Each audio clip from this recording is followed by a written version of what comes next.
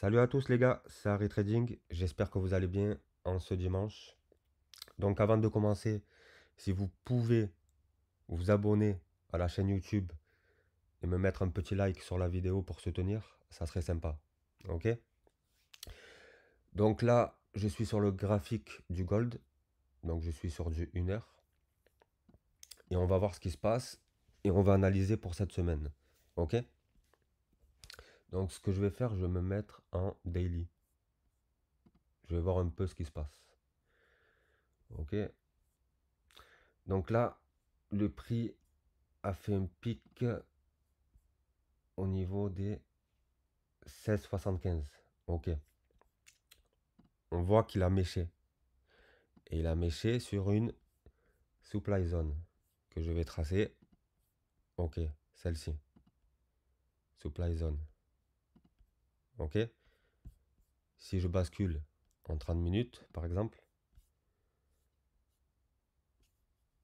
on peut voir que c'est une supply. Ok. Donc c'est l'offre et la demande. Maintenant, je vais basculer en 1 heure. Je vais marquer supply zone. Supply zone. Ok. Tac.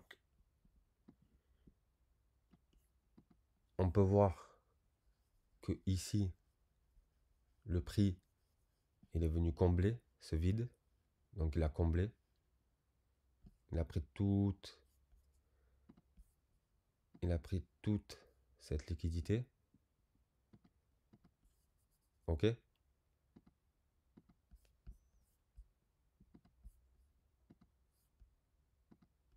Zone comblée. Ok.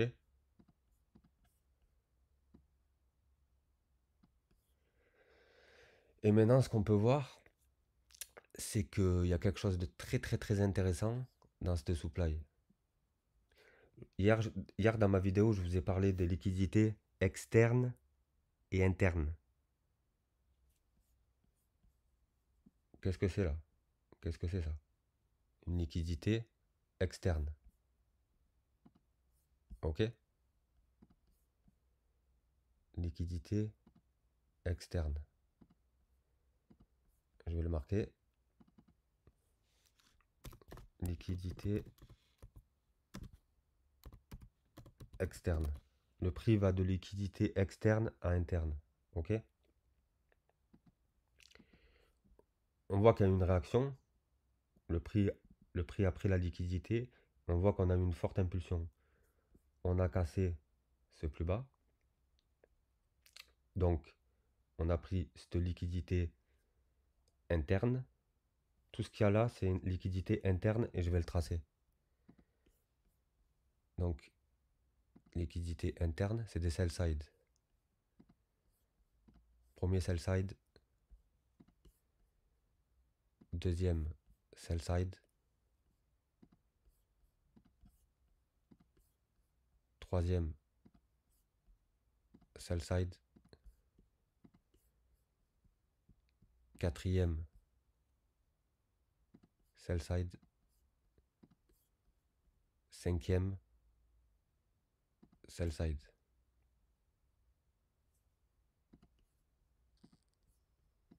En gros, sur ces plus bas là, sur ces plus bas, vous avez des SL. Les mecs, ils se positionnent comme ceci. Sur les derniers plus bas ou sur les derniers plus hauts, vous voyez? Donc position longue, le mec il va se positionner comme ça. Tac, il va rentrer, il va mettre son SL au dernier plus bas. Ok? Vous comprenez? Donc là, maintenant que j'ai tracé mes sell side, il faut savoir qu'une supply zone en daily, c'est hyper puissant. Si elle est respectée, le prix peut chuter de 300, 400, 500 pips. Facile.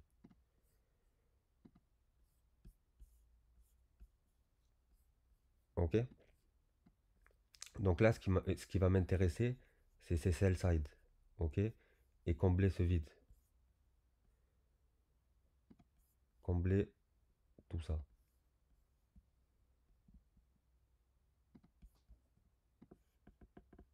Cette partie. Comme ici, comme il est venu combler. Zone à combler.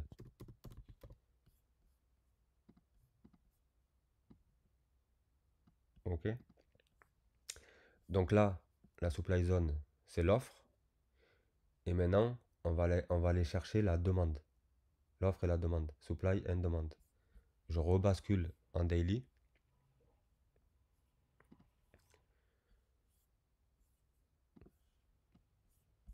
Et on va aller chercher cette demande zone. Supply and demand. Je rebascule en 1 heure. Tac.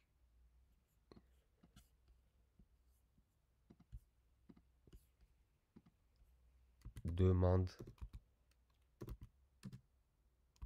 zone. Ok.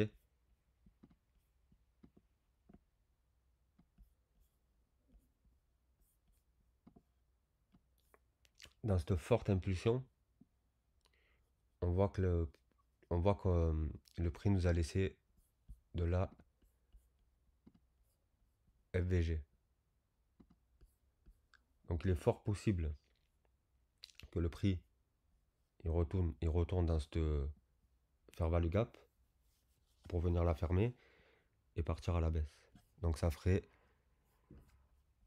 un délire comme ça en gros.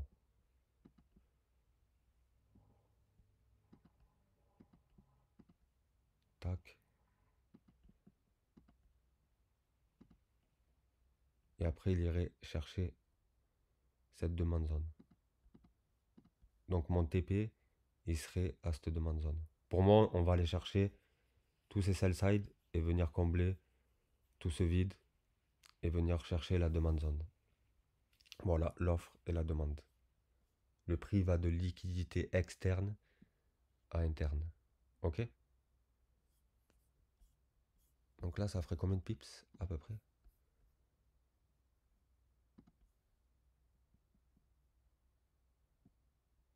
Ouais, ça ferait 390 pips à prendre. Donc faut voir cette semaine.